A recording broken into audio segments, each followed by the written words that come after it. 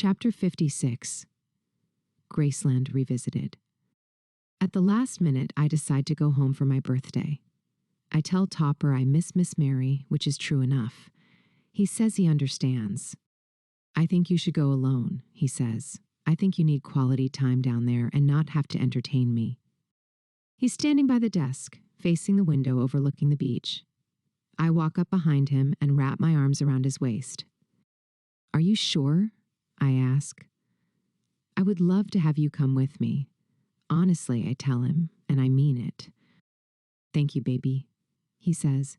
But really, you go, you have fun, and come back to me happy. I am happy, I half ask. I look at his beautiful, young, wise, clean face and fall in love with him again, like I do 3 times a day. I brush a lock of hair from his brow, admiring the sprinkle of freckles across his nose, those deep-set ocean blue eyes. You really are perfect, I hear myself say. He grins and hugs me. And I love you because you're not, he says. You're a real, unapologetic human being. Now, go get changed for dinner. I'm taking you out. I walk backwards, bowing. Why, thank you, kind sir, I say. We talk about the future at the White Horse Tavern.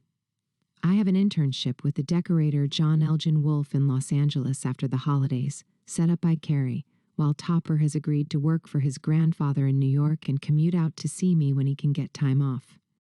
We'll be fine, he assures me. We've survived worse.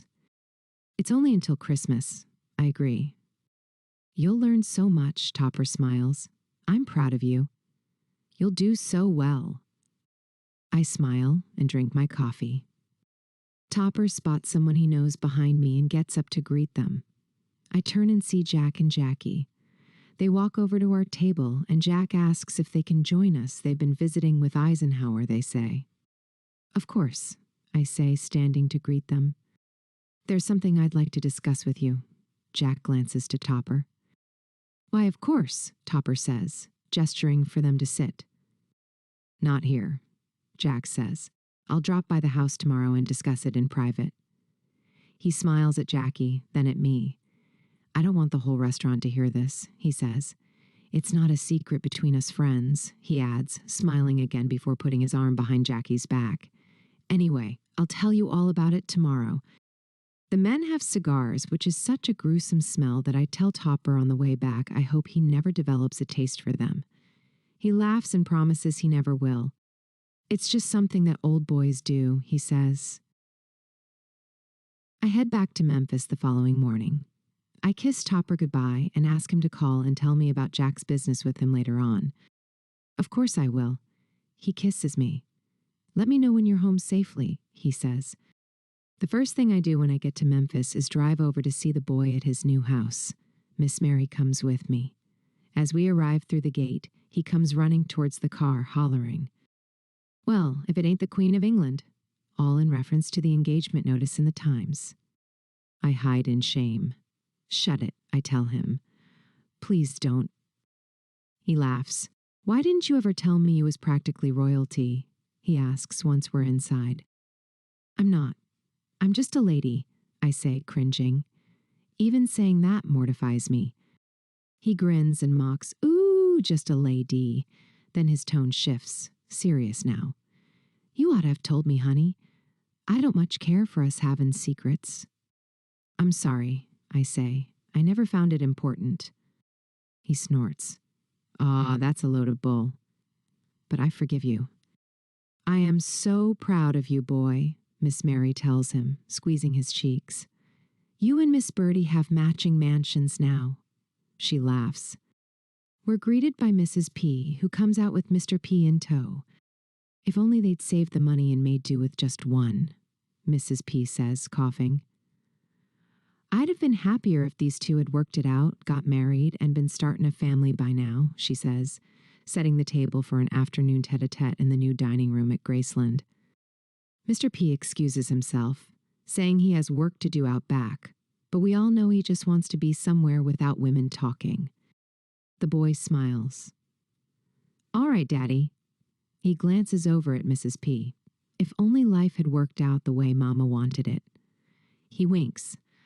I'd be firmly under Miss Birdie's thumb, just a poor fellow with nothing to do but say yes, ma'am. Now that wouldn't do at all, would it, Mama? She sighs. She looks tired, bloated, her eyes circled by darkness. I worry about her. She pretends she's fine, but it's clear she isn't. She lights up when she talks about the chickens. Mama loves them chickens, the boy says to me, rolling his eyes but smiling. Then he takes Mrs. P's hand and listens while she tells us stories about the house, the move, and all that's gone on in Memphis lately. You're looking real good, he says, when we're finally alone in his room. Gee, thanks, I say. Summer always did suit you. He grins. Want your birthday present early? Sure. He disappears into the office and returns with a small box, tossing it onto the bed. I open it. A diamond bracelet. It's beautiful, I say, startled. You like it? His voice is shy, almost boyish. Is it your taste? Yes, I say. Thank you. He exhales in relief. Shoot, I was worried. You're too high class for me. If there's anything I'm not, it's that. We chortle. There's an inscription, he adds, and suddenly turns away. It's private. Don't show it around. His face goes bright red. Before I can say anything, he slips back into the office.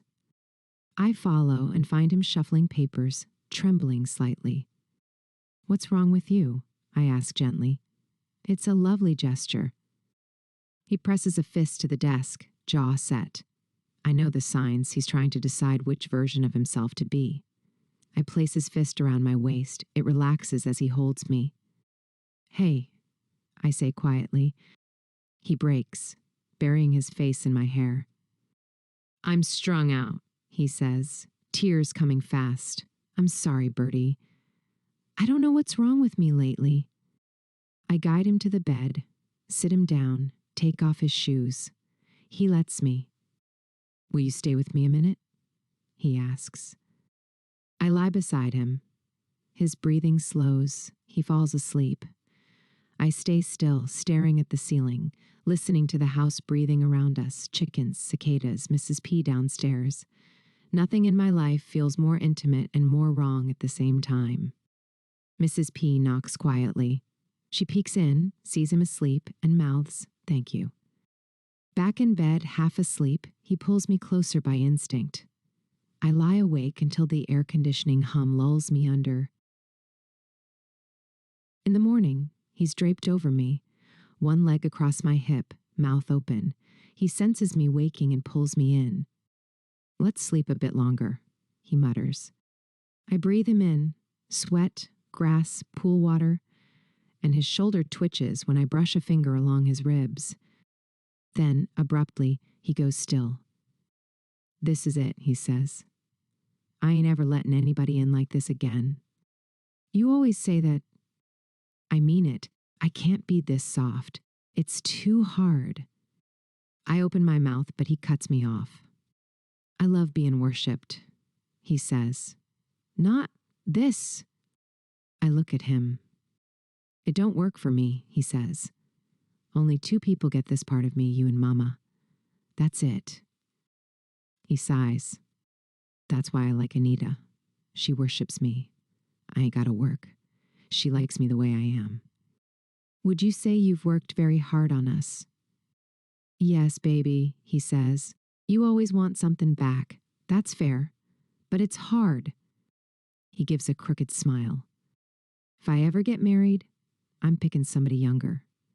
Somebody I can shape. You sound awful, I say. It's the truth. Lovin' you's too hard on my heart. Do you want me to go?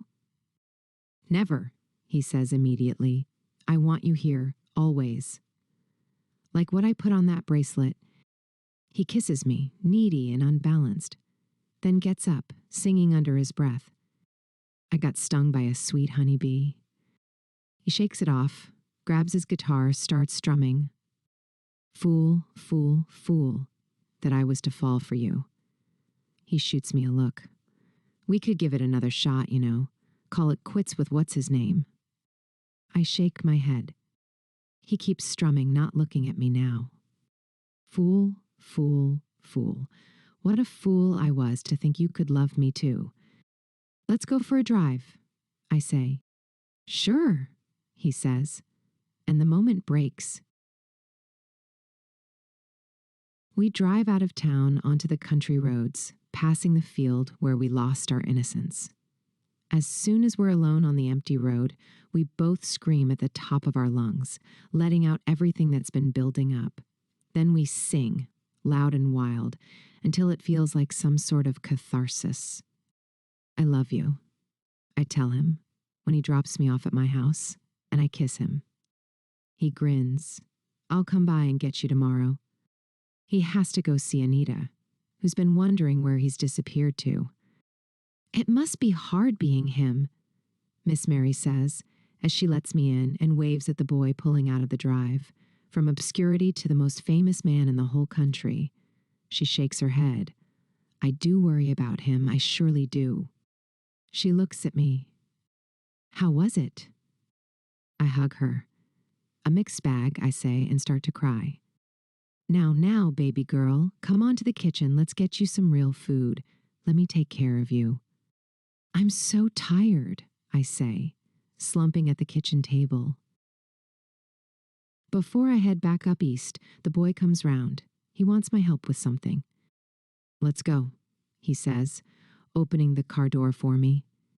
He takes us into a quiet Memphis neighborhood and pulls up outside a house. See those? He points towards 2 stone lions on the porch. I laugh. Of course. What about them? He grins. You're a Leo. Just had your birthday, didn't ya? He gives me a look, half teasing, half proud. And? I prompt. He laughs. I'm going to get him for Graceland, so I'll always have you there reminding me. Before I can answer, he's already out of the car, striding up to the door. I watch as he points at me, the car, and the lions while talking to the homeowner. After a moment, he shakes the man's hand and comes running back. Done deal, he says, planting a kiss on my cheek. They're coming home with us. He drives us back, arranges for the lions to be picked up, and soon enough, there they are, one on each side of the front steps at Graceland. We stand outside with Mr. and Mrs. P, who both look a little puzzled. We'll have to get used to those, Mrs. P says, shaking her head. Mr. P just shrugs, but the boy is beaming. He turns to me. Now you're here too, waiting for me every time I come home?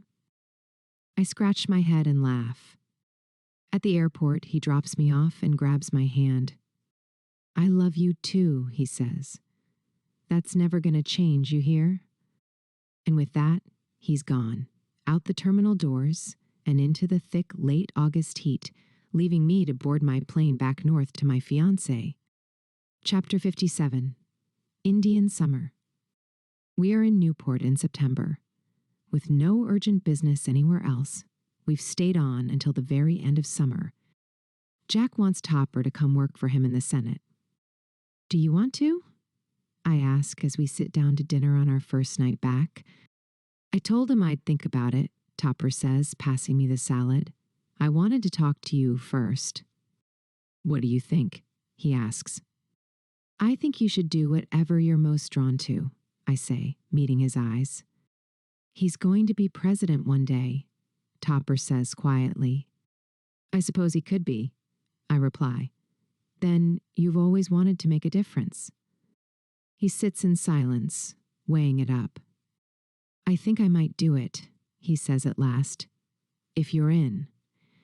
He takes my hand. I'm not the boss of you, I tell him, but I'll support you, whatever you decide. Thank you, he says, kissing my hand. Do you mind? He looks toward the hallway, where the telephone sits on the console table. Of course not, I say. Topper steps out to the hall and calls Jack, telling him he can start in a few weeks. Yes, sir. Of course, sir. Thank you, sir. When he returns, he looks almost boyishly pleased. Thank you, darling. I get up. Congratulations. I hug him. This calls for a celebration. In the kitchen, I take a bottle of Pole Roger Brett Reserve from the icebox and 2 glasses from the shelf. Returning to the dining room, I hand Topper the bottle. This will do, I say, and pour us each a glass. Cheers, he says, raising his. To the future,